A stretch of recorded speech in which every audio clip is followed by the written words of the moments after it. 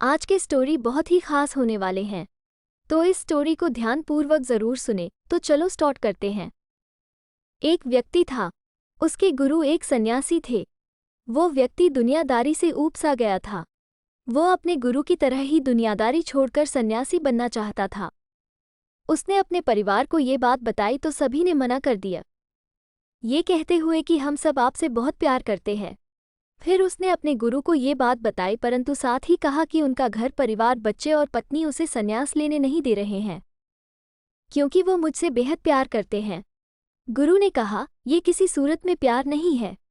गुरु ने उसे बहुत समझाया पर वो व्यक्ति नहीं मान रहा था। फिर गुरु ने कहा, अच्छा ठीक है। गुरुजी उस व्यक्ति को मठ में ले गए। इसके बाद गुरु ने उसे योग विद्या सिखाई, जिससे वह अपनी सांसें रोककर मुर्दे जैसी अवस्था में घंटों तक रह सकता था। ये सब सिखाने के बाद गुरु ने उसे एक योजना बताई और उसे घर भेज दिया। दूसरे दिन वो व्यक्ति अपने घर पर मुर्दा पाया गया। परिवार के सारे लोग इकट्ठे हो गए। सभी रो रहे थे, विलाप कर रहे थे। वही उसकी पत्नी सबसे ज्यादा दुखी हो रही थी। पूरे घर में कोहराम मच गया था। सभी की आंखें नम थी।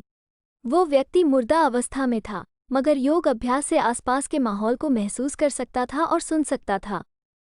उसे बड़ा सुकून मिला कि उसका परिवार उसे कितना प्यार करते हैं। अंततः उसने संन्यास का इरादा त्यागने का फैसला कर लिया। कुछ ही देर बाद उस व्यक्ति के गुरु वहां पहुंचे। गुरु ने सभी को शांत किया और अपने शिष्य के पड़े शव को देखा। कुछ देर शव को देखने के बाद उसके परिवार वालों को कहा, इस शव में जान फूंका जा सकता है। इस व्यक्ति को मैं अपनी विद्या से जिंदा कर सकता हूँ। ये बात सुनकर घर के सभी लोग बहुत खुश हो गए। सभी को एक उम्मीद की किरण नजर आ रही थी। फिर सभी ने उस सन्यासी से कहा, तो आप ये काम जल्द से जल्द करिए। इस पर उस सन्यासी ने कहा, एक समस्या है। इस कार्य लिए परिवार के किसी अन्य सदस्य को अपनी प्राण त्यागना होगा। ये सुनकर सभी लोगों की सांसें रुकी की रुकी रह गई। सभी ने एक दूसरे को देखा। सन्यासी ने परिवार के सभी सदस्यों से एक एक कर पूछा, पर किसी ने भी हाँ नहीं कहा। सभी ने अपनी जान की जरूरत बताई और अपनी जिम्मेदारी भी। सन्यासी ने फिर उस व्यक्ति की पत्नी से कहा, अगर यह नहीं रहे तो तुम कैसे जियोगी? उसकी पत्नी ने तुरंत जवाब दिया, मैं इनके बगैर भी जी लूंगी। गुरु ने उस व्यक्ति के बच्चों से भी यही सवाल किया। उनका भी जवाब नहीं थी।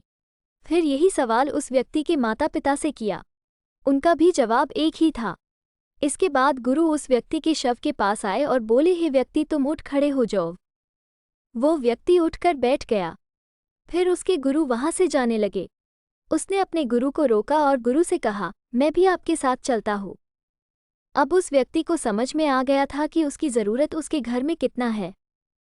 अब वो एक पल भी अपने घर में रहना नहीं चाहता था। इससे हमें ये सीख मिलता है कि आपके होने न होने से किसी पर ज़्यादा कुछ असर नहीं पड़ता है। ये स्टोरी आपको कैसा लगा, कमेंट में ज़रूर बताना। अगर आपको अच्छा लगा तो मेरे चैनल को लाइक, शेयर, सब्सक्राइब ज़रूर करें। मिलते हैं नेक्स्ट वीडियो में, तब तक के लिए बाय।